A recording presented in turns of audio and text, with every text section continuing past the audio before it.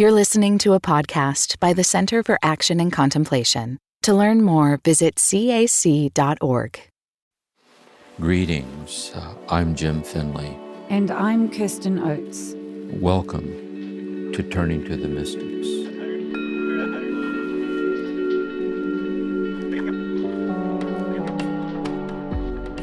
Welcome, everyone, to Season 11 of Turning to the Mystics, where we've been turning to the philosopher Gabriel Marcel. In this episode, I'm going to dialogue with Jim about his fourth session on love. Welcome, Jim. Yes, thank you. Good. Love's a good note to end on with Marcel. So, yes. Yeah. Yes, I'm looking forward to the dialogue. And just to give the page and book reference, you read from The Philosophy of Gabriel Marcel by Kenneth Gallagher, and you read from chapter 5, Roman numeral 3, which starts on page 86 and goes through to page 90, the section on love. The end of the chapter, right? So before we dive deep into love, I've found it helpful each time we look at these path elements, fidelity, hope, and love, to ground us back in the vision element, just as the reference point, because the path is helping to concretize what we experience in the vision aspects. So Jim, just using Marcel's words, Marcel's really helping us to recognize that we tend to spend the majority of our time focused on the problematic. Our thoughts, our consciousness is aligned to this realm of the problematic. And Marcel's inviting us to recognize that alongside that realm is always present the realm of mystery. And he's helping us see ways we might be more open to and might recognize when this realm of mystery breaks through into our consciousness. And would you say also, Jim, he's saying that our life is kind of without meaning and trends towards despair without this realm of mystery being concretized in our lives? Yes, I think it is good to start this way to kind of reinstate ourselves in this vision. That Marcel is reminding us that, yes, the problematic, which is the realm of what's dualistically other than ourselves, we look for a solution or an answer. My car won't start, the roof is leaking, and so on. That's real. Mystery is different in that it's dimensions of reality, and turning towards them, we realize we're always included in what we're turning towards. So when I ask, what is it to be human? What is consciousness? What is love? The mystery of my very presence is meaning the mystery of extending out into consciousness, into love, into meaning, and so forth. And he goes on to say, not only that, and this is really getting closer than to Marcel, is that the mystery of ourselves extends out into the infinite mystery of being, which Gallagher points out is really extends out into mystery of God. And it extends out into the infinite mystery of God, that's extending itself out and giving the mystery of itself away as the very mystery of ourself. And that's Marcel. See? So it's an intersubjective, transsubjective communion that we're subsisting in. That's our ontology. That's the ontological mystery of our being. But then he says, but we tend not to be aware of that. As you point out, we're overtaken by the problematic and so forth. So what he's talking about then are certain moments where this unitive mystery, this communal mystery of the infinite giving itself away as the mystery of ourself, then our nothingness without the infinite, where it breaks through into consciousness. That's this point, like moments of awakening, like thou moments. Mm-hmm. And breaking through into consciousness, he singles out three aspects of this. One is fidelity, and really, in the succinct way of saying it, is fidelity is the experience of God's infinite fidelity to us in giving the very mystery of God to us as the mystery of ourselves. God's ever faithful. That's the covenant of this communal oneness this way. And then with hope, we realize the experience of hope in Marcellian sense as Mm-hmm. experience is that we realize it's a moment of awakening in which instead of in the ego self thinking, I hope that, meaning the outcome is some unresolved concern, we hope it turns out the way we hope. That hope is the realization there's nothing to hope for because nothing's missing. because the eternal plenitude of God is being given to us as the eternal plenitude of ourselves. And that's the eternality of ourselves. Our body dies. That which just begins in time ends in time. But the mystery of who we are does not begin in time. When we're born, who we eternally are out of the depths of God appears in time. And the self that appears in time ends in time. And so the image of the child on the merry-go-round swinging around into view, that's where we are in time when we appear. And when the child swings out of view, that's when we die and disappear. But who we are, this ultimacy of ourself, is the eternality of ourself, the self that never passes away, endlessly ripping through all this endlessly passing away. And there's a certain moment in life where we fleetingly experience that. So now we're going to be talking about love. We said we're being very free here to state explicitly in the mystical language, which is implicit in Marcel, that God is love. It's the mystery of the infinite love of God being completely poured out and given to us as the mystery of the love nature of our very self. In love, that covenant love, we're bonded in this. Moments then what we're going to be looking at where it breaks through into consciousness. And not just consciousness where we're aware that we love someone because of their characteristics or their qualities, but rather we love them because we glimpse in them the thou dimension, that their very presence is the incarnate immediacy of the very presence of God, incarnate in and as the presence of the beloved, as the beloved. So where this leaves us then, when we look at love, is when there are these flashpoints of communal oneness. And they tend to pass because we're busy.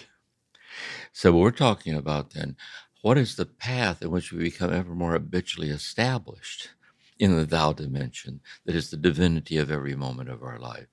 So we've seen how we explored that in fidelity, we explored it through hope, and now we're going to explore it in love. And in a later session, we're going to talk about how to pray with Marcel as a spiritual practice this way. So that's the gist of it. Yes, that's so helpful as an introduction, Jim.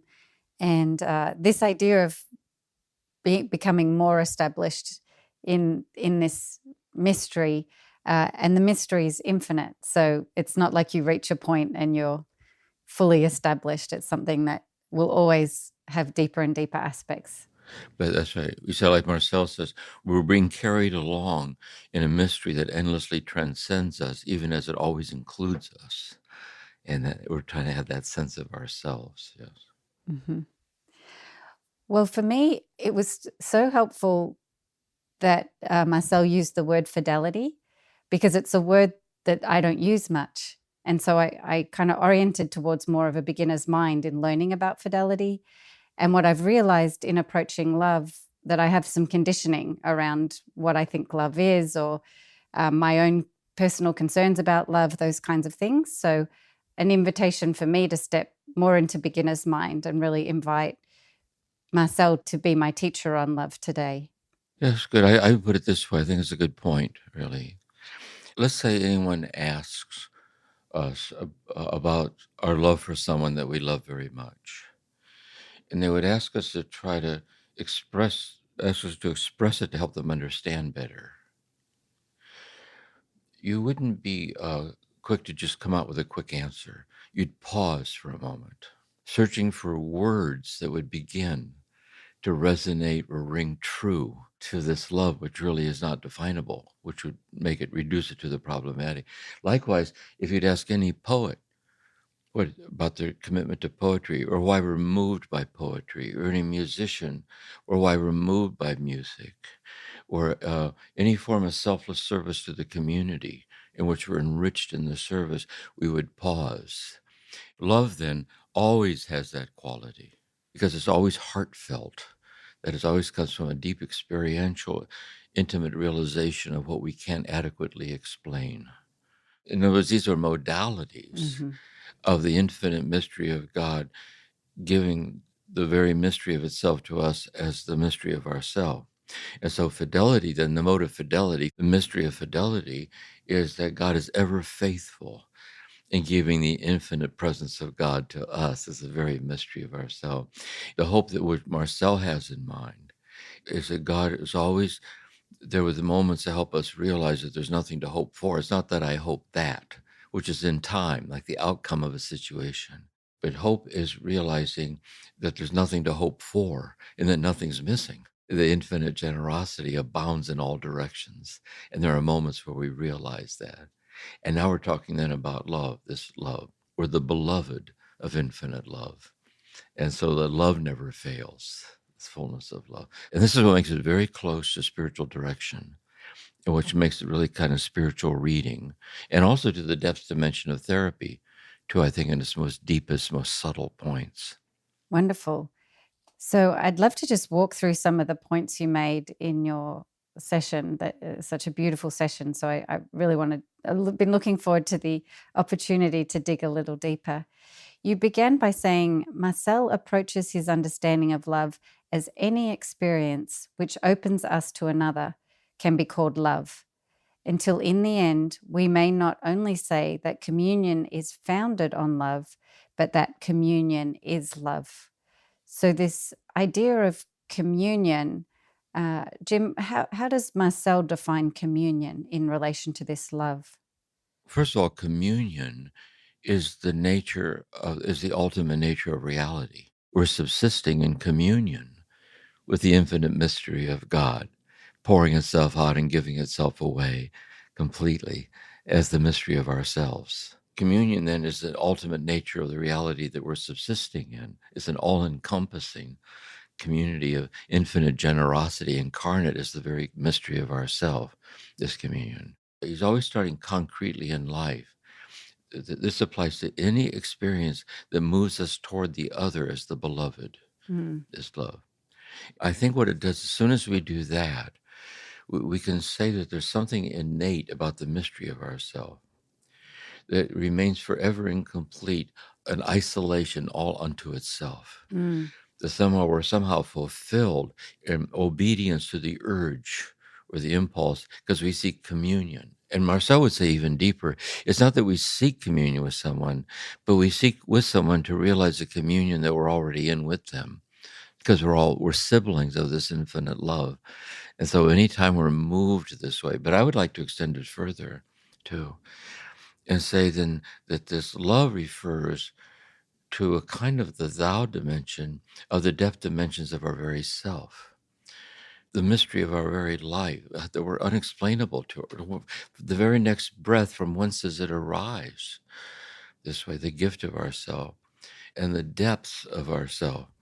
And it also applies to all of nature, the thou dimensions. We look out at the world and we seek to be that we're in a communal oneness with the gift and the mystery of the world as mystery. And so I think it's that way.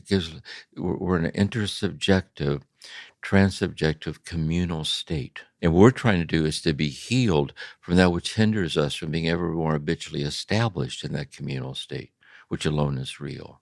How to be healed from the perception of we're out here all by ourselves trying to get through another day. You said in the talk that somehow the mystery of who we are includes an openness in love towards another, and it's towards this thou dimension of the other.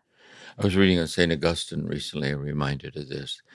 He's talking about moving like Jesus' statements. He's thinking of about love your enemies, even to love your enemies. And St. Augustine's statement is to realize that you're a human being and that the person you perceive as your enemy is a human being. And because you're both human, to hate your enemy is to hate yourself. And so we're trying to find the common ground of our communal oneness with each other. That's the way I put it too, that each of us is a unique edition of the universal story of being a human being. And this story is playing itself out in endlessly varied ways, as my life, as your life, as the life of everyone who's living with us on this earth right now. We're all woven together in the interconnectedness of ourselves. And so every instance of love, father, mother, sister, brother, but also extending to the stranger in the street, that we're all interconnected and one with each other. And love then is the expression of that, and the desire to abide in that and to be aware of that interconnectedness this way. It's helpful you brought up this idea of that Jesus said to love our enemies. I think that was coming to mind to me as I was trying to deepen into this understanding of love. And just now you talked about that it's the common ground, this kind of common ground as human beings, that is the ground for this love. And so what I'm hearing is that's not built on the characteristics of each of us as human beings. It's built on something much deeper. So the behavior that my enemy is engaging in, or the characteristics of my enemy, may need to be called out, or I may need to set a boundary, or I may need to protect myself from someone. But even still, that common ground remains, that we're connected in something deeper. Am I getting that, Jim? No, it's really true. You bring up a good point. If we kind of sit in openness to the beauty of this love, interconnectedness with each other, and every time we're drawn to love another, we're manifesting that and sharing in that. But then isn't it also true that sometimes some of the deepest suffering in our life are betrayals of love? Yes, yeah. And so what happens is we're drawn in the beginning to the characteristics of the person that we find lovable. They're sensitive, they're caring, they're honest, they're vulnerable. But as we get into this relationship with them, hurtful characteristics start coming out. They're withholding, they're judgmental, they're prejudiced, they're sarcastic, they're insensitive, and those characteristics we're not to love those. Not only do they dishonor the dignity that we deserve to be treated, but really the one who's doing that is just honoring themselves. So what we're always trying to do then, as we get into the realities of day-by-day love with each other, the thing about a true friendship, or about married father, mother, sister, brother, the authenticity of relatedness, it always has to do and tied in with honesty. So when you say to the person, I love you very much, I know that we love each other, but sometimes when you, whatever it is, it hurts my feelings. I feel invisible. I feel it's not respected. I don't like it. Now, if the other person says to you, it's hard to hear, but I know it's true, and I want to do my very best to not do that anymore, they're all the more lovable. And every time they have a slip, they come and acknowledge the slip. That's how people go deeper. And then they turn around and it's your turn to the things about you they don't find. You're not walk in the park either. You tend to be. And so ideally speaking, we always are working towards, in love, refining the characteristics of ourselves, the patterns of ourselves, to always keep them ever more conformed to the truth of love. And we're always working on being healed and being delivered from the characteristics that hurt love. Marcel says the real problem is when the finite self, refuses to admit, like they dig in. Then we have to navigate that. Like, how do I be true to love and sort all this out? And that's the realities of especially if it involves a husband or a wife or children. You just have to sort out, what is love asking out of me? How did I negotiate this? But the ground out of which you're negotiating it is you're grounded in a love that transcends characteristics. Yeah. I think that would be helpful also for the person hearing the feedback. If you're grounded in the realm of the problematic, even thinking of yourself as someone who's broken, who needs to be fixed, or someone who does terrible things and needs to know that in the midst of being able to look at yourself more clearly through the eyes of another, you're grounded in this love that gives you the courage to look at your own characteristics and allow being or presence to help with the transformation. In Alcoholics Anonymous, they talk about making a fearless inventory. Mm-hmm. And you look at the pattern of your life, of the things you've done to hurt yourself and to hurt other people out of your addiction. So then it raises the question, well, what's a fearful inventory? Mm-hmm. Yes. If you think that you are adequately understood in terms of your weaknesses, it causes shame. And therefore you're inclined to deny it. You don't want to hear it. I already know enough broken things about myself. Thanks, but no thanks. But what if no matter what it is that's being looked at as brokenness, it's brought out into a love that's infinitely in love with you in the brokenness? And that's the fearless inventory. And that's mercy. See, that's the love of God. And ideally speaking, then, the one that we hurt is embodied or grounded in that love to be there for us. But sometimes it's complicated because they're not grounded either. Right. Yes. And I think this is where spirituality touches psychotherapy and the sifting out And this is where it's so helpful to find a taproot of your heart, grounded in a sustaining love that transcends the problem at hand and illumines it and offers you guidance in it as you walk through it, without losing your balance. And it goes the way it goes. But as long as you're walking your walk in love, regardless of how it goes, even if the relationship falls apart, it fell apart with integrity. It fell apart really, and lessons to be learned in how it fell apart. Because it fell apart, but in the process, you discovered something within yourself that no one can ever take away from you. And likewise, you also know the person with whom it didn't work, there's a preciousness within themselves, and they couldn't find it, but it's there. And so there's a kind of a fragile wisdom that's born out of precarious. We all have a past. We can look back. We've gone through our own versions of this one way or another. So I think this is implicit in Marcel. I know this is a therapist in me talking this way, but I think it's implicit. It's not some idealized, ethereal thing, but it's always concretely lived in the midst of characteristics, but grounded in a depth of oneness that transcends and permeates the characteristics. And he's trying to help us find our way to that. Jim, you've said a number of times that we are placed in this finite existence in this realm to learn how to love. And so it sounds like it's through the messiness of trying to love each other, we realize, one, we're inadequate to truly love someone, and another human being's inadequate to be truly loved in a way. Am I right in saying learning to love is learning to tap into and be mentored by this love that's always present? I think that's very true. And again, I'm so touched by therapy is so much about all of this. Here's how I often put it. Is it not true that the things you cherish most about the gift of life, about fragility, about being endlessly tender-hearted, about being fiercely truthful, in the presence of honoring how you and others deserve to be treated? Is it often not true that those deep lessons you live by, you learned in hours of darkness and brokenness? Mm-hmm. Is it not true? And this is not to romanticize the brokenness, and not everyone, some people get lost in it. They don't find their way out. On this earth, I think after they die, we're beyond the veil then. But a lot of times, a lot of what we seek to live by are deep lessons that we learned in our own broken places. And that's why when we're raising children, for example, say an adolescent is a 2-year-old with hormones in the car keys. And they have just as much a right to make a fool of themselves as we did. But they count on us to set guidelines as best we can. And so we're always trying to help each other out to find our balance in our fragilities. And that's where this deep love, this infinite love of God, endlessly transforming our characteristics, like contemplative character transformation. Yes. Turning us into an older and wiser, grounded, attentive person.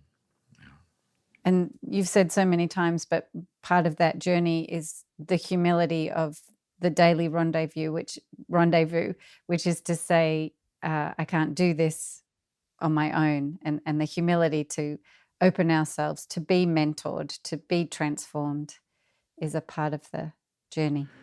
Yes. And I think too, this is where, St. Paul talks about, he said, I have a thorn in the flesh. Yes. So the things I want to do or the things I know God's asking of me to do, I don't. And the things I know God wishes that I wasn't doing, I'm doing. So I'm always to do my best to get past those things. That's the moral imperative. But grounded in a peace that's not dependent on whether I get past it or not. Because he said he asked God to remove that thorn. He doesn't tell us what it was. And God says, leave it there. Because that's where you depend on my infinite love for you and your brokenness, which is salvation.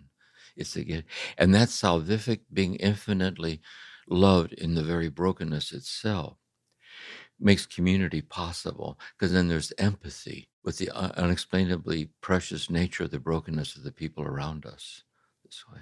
So it just shows you how delicate all this language is right now about love, and grounding us in this very oceanic love that utterly transcends and permeates the conditions. And as we waver and lose our balance, no matter how regrettable that might be in what we do to ourselves and others, We know that when love touches suffering, the suffering turns love into mercy. And the mercy is oceanic and eternal. And that's our deliverance, really. It's so helpful to hear that about the thorn in the flesh, because there's this sense of a desire to perfect love and to be the one who can love perfectly. And so to know that in this life that we might have moments of loving perfectly, but the bigger experience is to know we're loved perfectly and to continue to lean into that. Yes. You know that saying, I used to keep it on my desk. I pray, I meditate, I chant, I drink green tea, but sometimes I still want to smack somebody. Yeah. So here's the thing, that our inner peace isn't dependent on our ability to get past the patterns that we know that compromise what love is asking out of us. Rather, it's solely dependent on the love that's infinitely in love with us and our inability to get past it. Because otherwise, it's the ego still trying to make it on its own terms this way, rather than being caught up by a love that transforms and transcends us in the midst of the unresolved matters of our heart. Important reminder. It is.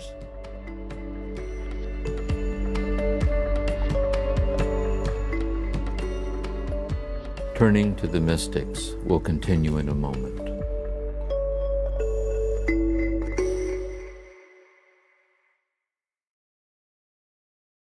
So back to some more words from you, Jim. You said, we move toward the other as having a value in their very presence that we recognize. And therefore, we seek to merge and be one with that value that we see in the other this way. In marital love, when one is holding the beloved in their arms, they wouldn't say that they're holding love itself in their arms, but neither would they say the beloved that they're holding is dualistically other than the love. And here right away, we start to see this unit of communal sensitivity this way. And while this is true of marital love, it's true of all forms of love. I think it's so true. You know, it helps us put words to this. Yes. This way. So in marital love, when we're holding the beloved in our arms, you say we wouldn't say we're holding love itself in our arms, which is infinite because God is love. We're not holding God in our arms. Yet neither would we say the beloved that we're holding is dualistically other than the infinite love of God. Rather, we would say that the presence of the beloved as the beloved is the infinite presence of God is presencing itself in and as the presence of the beloved, which is why we cherish the jewel of this way, like we're so moved by it. But then this extends out in all directions. To be in the presence of a child, you sense within yourself, in the presence of the child, you're in the presence of God. So this is extended out endlessly in all directions. And this is why also it's to be extended out endlessly in all directions to the passing strangers in the street. That God so loved the world, he sent his only begotten Son. Christ is God's response to us in our dilemma, is to become identified with us as unexplainably precious in the midst of our dilemma. We're met in the brokenness. And then by acknowledging the brokenness, which is repentance, salvation, the deliverance occurs. Free at last, God Almighty, free at last. And yeah, that's the tone of it, I think.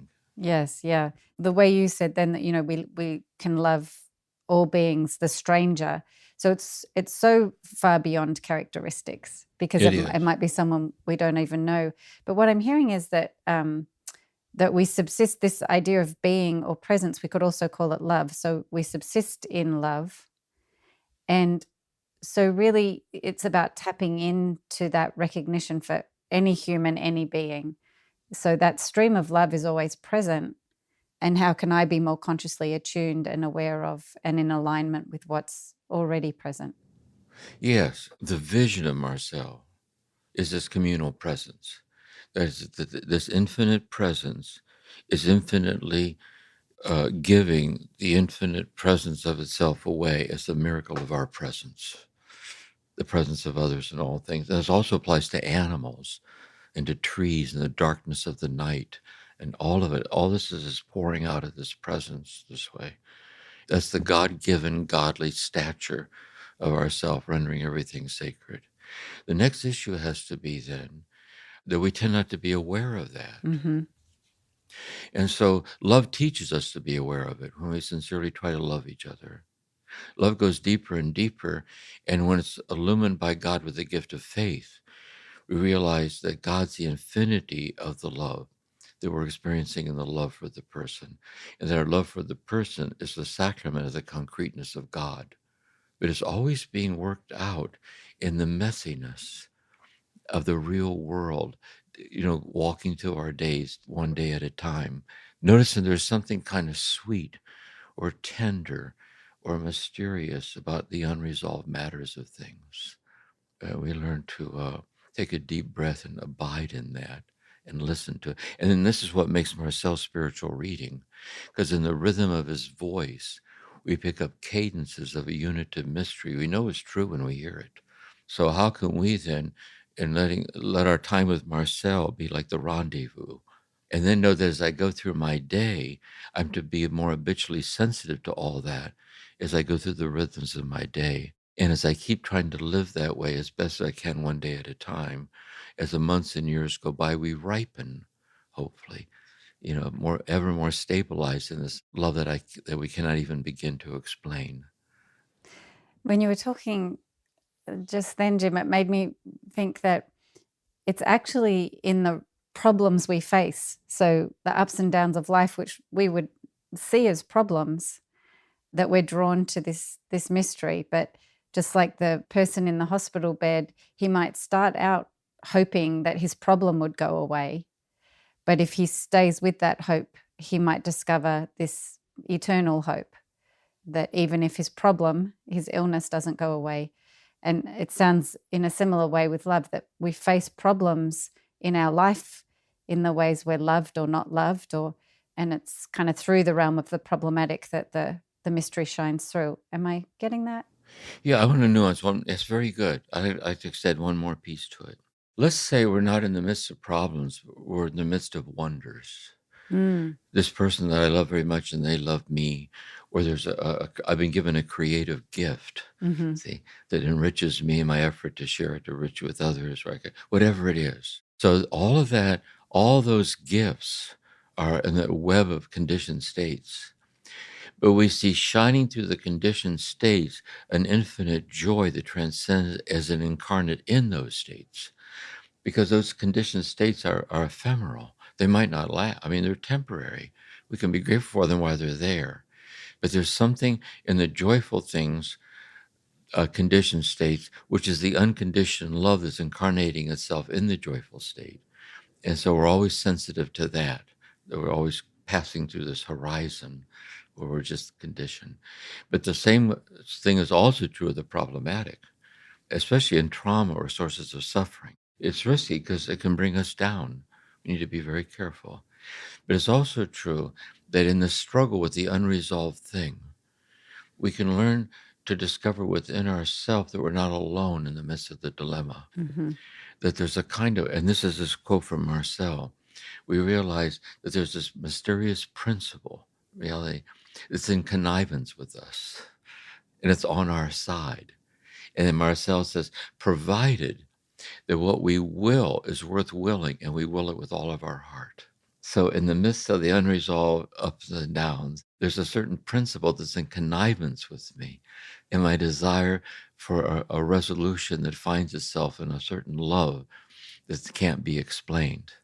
And that's what makes Marcel so intimate, I think, this way. As soon as we try to thingify it, like turn it into a conclusion or we're missing Marcel. But he's always keeping us right at the edge of finding a language for our own awakening heart knows is true but can't explain. And he's trying to help us be more stabilized there. Wonderful. A couple of examples you gave along those lines, Jim, about discovering this love in joy or in suffering. You said Marcel invites us to look at very often some of the deepest, most intimate suffering that we endure.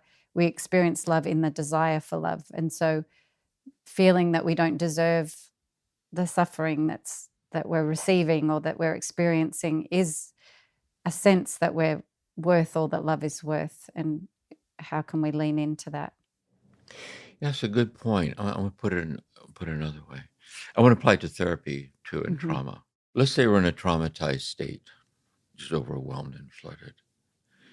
But see, what's most terrified what's most terrifying about the trauma is that we're no longer experientially able to know that we're loved. And this is why sometimes we can pass a person on the street, we see the fear-filled look in their face, and we stop to ask, are you okay? Maybe without realizing we saved their life. Mm-hmm. Because if you can see me in my suffering, and I'm worth seeing, you can see in me a depth or a presence, because I'm afraid that I am what's wrong with me. Yes. See, I'm afraid that what was done to me, my symptoms, whatever all that is. But if I can instead know that there's a depth within myself that utterly transcends the suffering, and the fact that you can, this is why I say too, sometimes we get the feeling we're in the presence of someone who's more present to us than we are, Mm-hmm.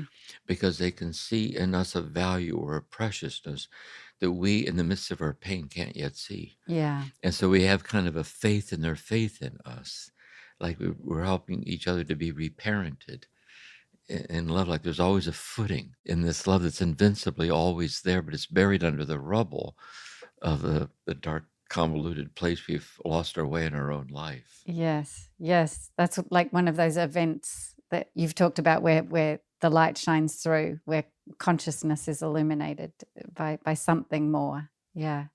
That's beautiful.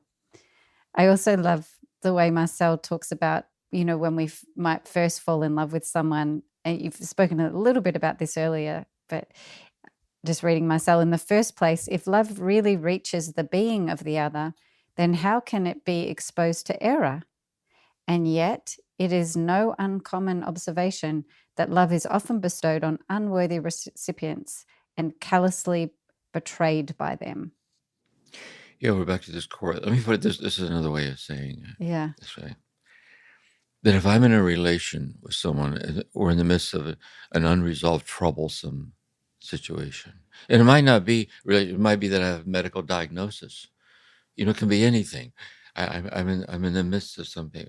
Here's the thing about it. If I think that somehow the mystery of God's wonders with me is some ethereal, dualistically other than the pain that I'm in, it's confusion.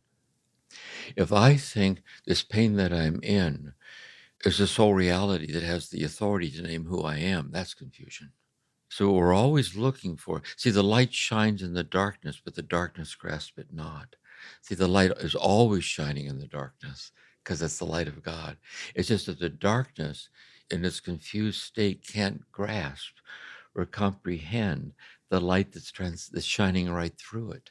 This is why St. John of the Cross talks about the dark night of the soul. And the dark night of the soul, he says, what the dark night of the soul really is in his sense is our finite eyes are blinded by an infinite light.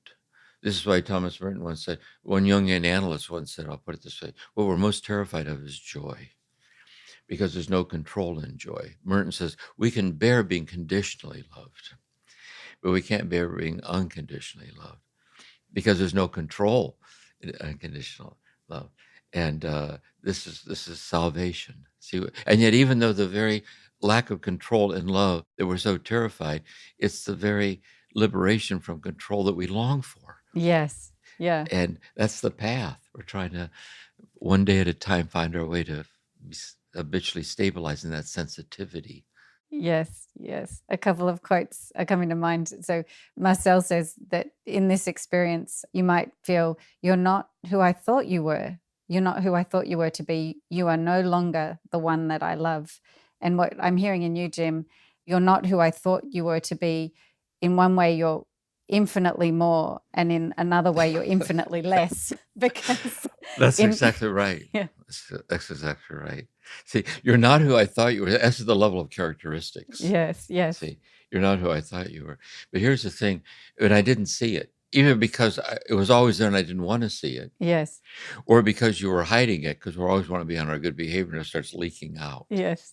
But it isn't just that I didn't see it and out it comes. And Carl Jung talks about the shadow, and the shadow is the unacknowledged aspects of ourselves. Another way of looking at the shadow is that we're unaware of the divinity of ourselves. Yes. See, we're unaware that Merton says, there is that in you that belongs entirely to God. You can't do anything to destroy it because it's in you that's God and God's alone. You can't diminish it. You can't add to it either because it's infinite. Mm-hmm. See? But that's the shadow. Marcel says, in our faith, in the words of Jesus, the gentle light, we know that it's true.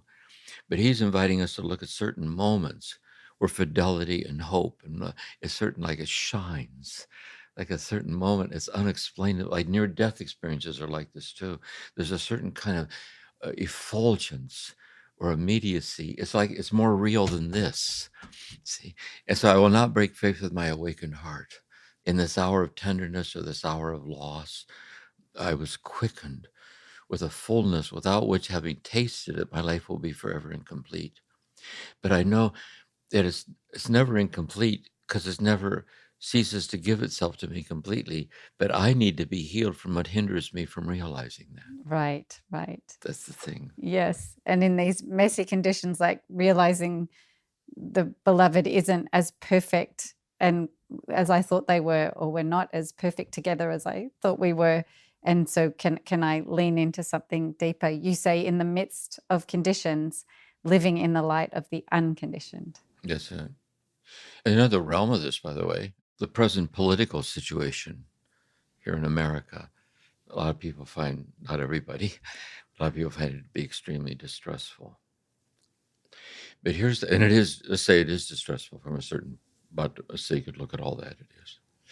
But the other thing is this, can I get so distraught about how distressful it is that I forget that this infinite love of which we speak, we're being sustained by it. See?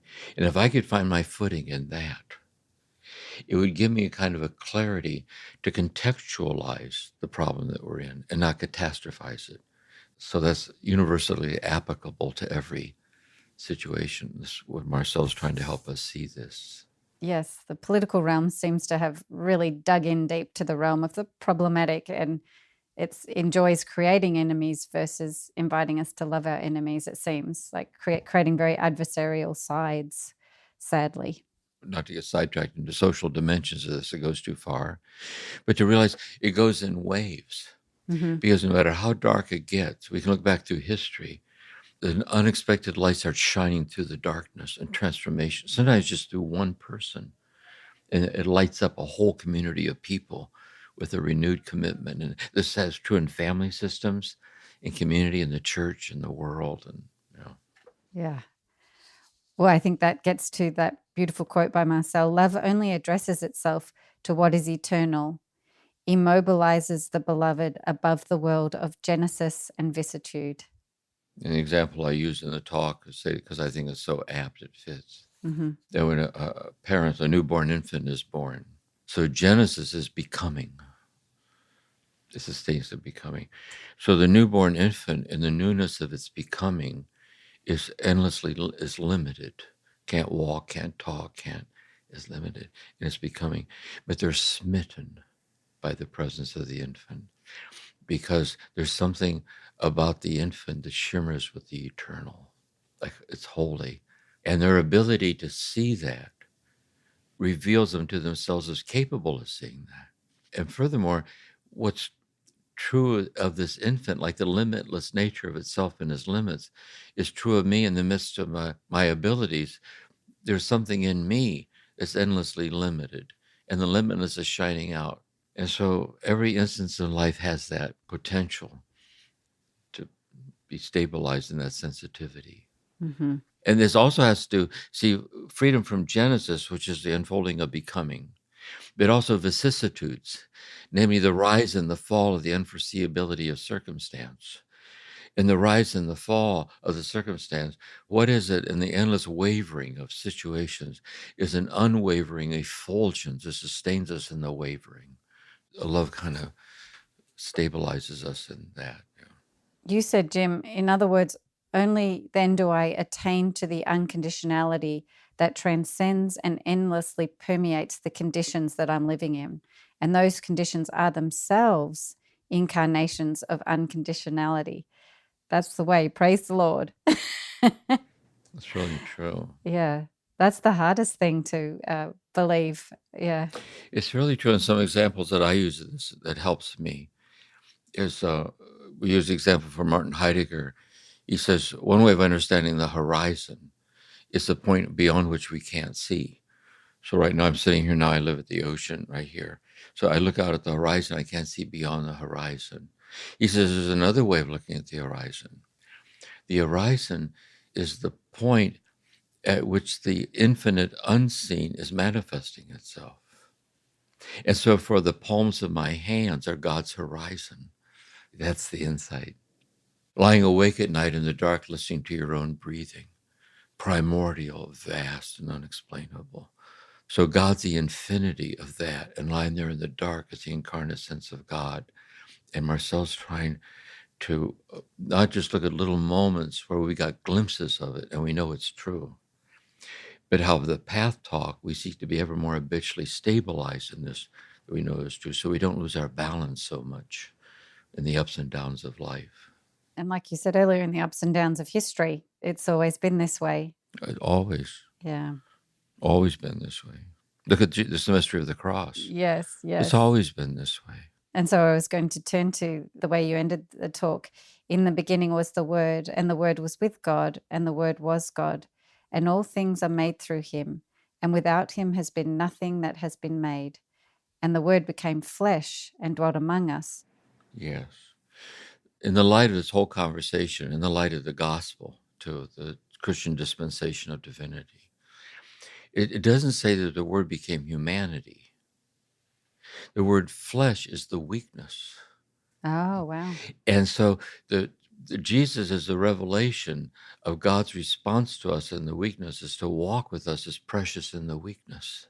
And that's why it's the acceptance of the weakness is the portal of salvation through which we're delivered from the tyranny of weakness in the midst of weakness.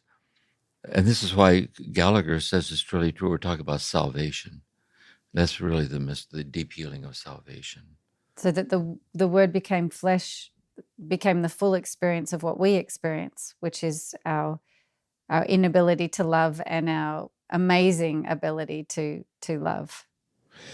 There's a certain way that we can put words to the nature of our own life and where we are. In a certain way, we're doing it right now with Marcel. Yes. But when we really look closer at this kind of language, everything being said is said from a certain place where we pause to ponder.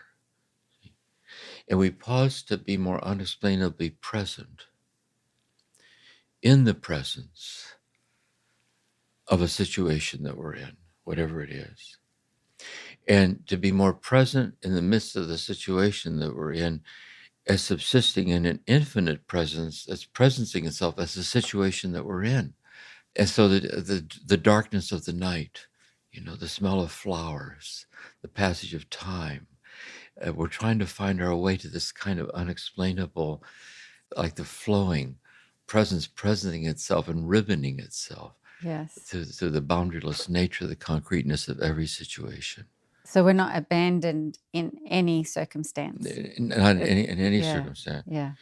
And that's that little prayer by Thomas Merton too. My Lord God, I do not see the road ahead of me, and I do not know where it will end. And the fact that I think I'm doing your will does not mean I'm actually doing so.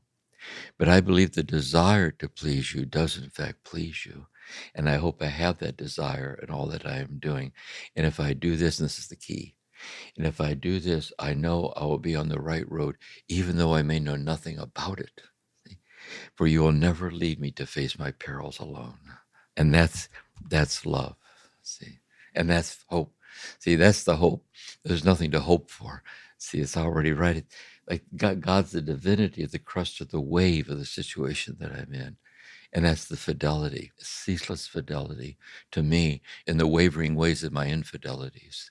Marcel, the teacher, this is his language. And notice how it echoes with all the mystics. Yes. Yeah. And how it echoes with the depth dimension of everything that Jesus says. Mm-hmm. It really does. Yeah. It does. Yeah, it does. So on that closing note, what I'm hearing is these qualities, fidelity, hope, and love, are really qualities of God. So God's fidelity to us, the hope that God's eternality, the hope that, that God was never born and will never die, and we live inside of that mystery. And then the love, which is our relationship and communion with God and all beings. Never abandoned, Exactly right. But I want to add one more piece to it. You're exactly right. This is what Marcel means by fidelity. So fidelity then is the infinite love of God's fidelity to us in giving the mystery of itself away as the mystery of ourself. But then the next thing is this, in being awakened to that, our fidelity is in the reciprocity of that destiny is fulfilled. So how can I complete the circle? Right. By seeking to live in fidelity to this love that's infinitely faithful to me in my wavering ways. See? And likewise, I realize in hope, Yes. this moment there's nothing to hope for. But how can I learn to live in the eternality of the passage of time? And everything that's passing away, in the deep down depths of things, everything is eternal, including this conversation we're having right now. Yes, yes. I love the way you said we complete the circle of fidelity, and that's the way we complete the circle of hope.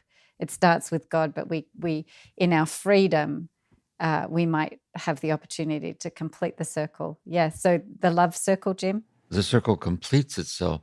And that's why I said we were in the time when we were talking about Thomas Merton, that when I was in the monastery and studying medieval philosophy with Dan Walsh, Thomas Aquinas, and I asked him, could we say after the geographical Tokyo no longer exists, there'll still be Tokyo? He said, yes, because Tokyo's in God's mind. And God never forgets. And so it isn't just that God's here right now listening to this conversation, but because God never forgets when we die, we'll go into having this conversation forever.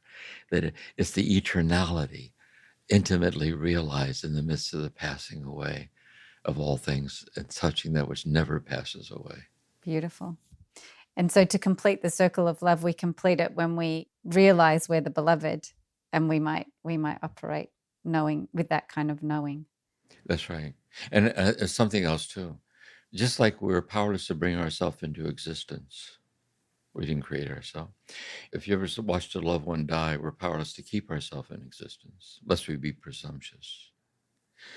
We're powerless to be anything other than infinitely loved by infinite love. We can't do a thing about it. That powerlessness, which is the sovereignty of this oceanic mercy that carries us along and draws us to itself. All these teachings are trying to help us. And when we listen to it, it sounds so beautiful. But in our heart, we know it's beautiful because it's true. And so we're trying to be ever more habitually stabilized in this as the way we live our life, so that we can pass on this contagious energy to others by the way we listen to them and care about them and are honest with them and so on. Well, what a beautiful dialogue. I've kind of got tears in my eyes. It's just been a lovely opportunity to walk through love alongside you, Jim. I really appreciate it. And thank you for sharing, Marcel. Yeah, so grateful to share it, because all these mystics were sharing. It's meant so much to me. So what a gift it is to share it like this in this heartfelt way. So it blesses me too. So it's beautiful. Wonderful. And I look forward to our coaching session. We'll kind of bring everything together and look at how people might implement or integrate this into their lives. Exactly.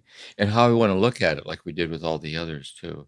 I want to look at it first in prayer meditation, as Lectio Divina meditation. Notice that's what we've been doing here.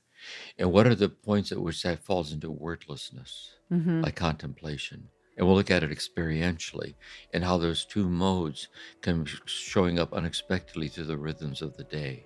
So we'll look at that. Yeah. Oh, I look forward to that. Well, thank you for today, Jim. And thank you to Vanessa and Dorothy and Corey supporting us in the background with great love, I think. And look forward to next time, Jim. Thank you. Yeah, thank you. Beautiful. Thanks.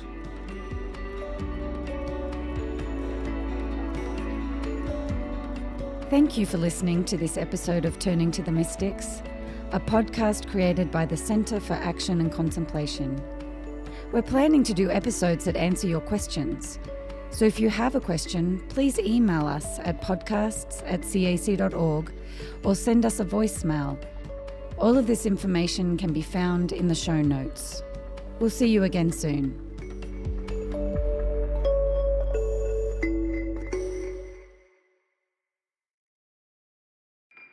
Do you feel called to walk a more contemplative path? The Center for Action and Contemplation is an educational nonprofit supporting the journey of inner transformation. Our programs and resources will help grow your consciousness, deepen your prayer practice, and strengthen your compassionate engagement with the world. Learn more about our resources, such as publications, podcasts, email series, and events at www.cac.org.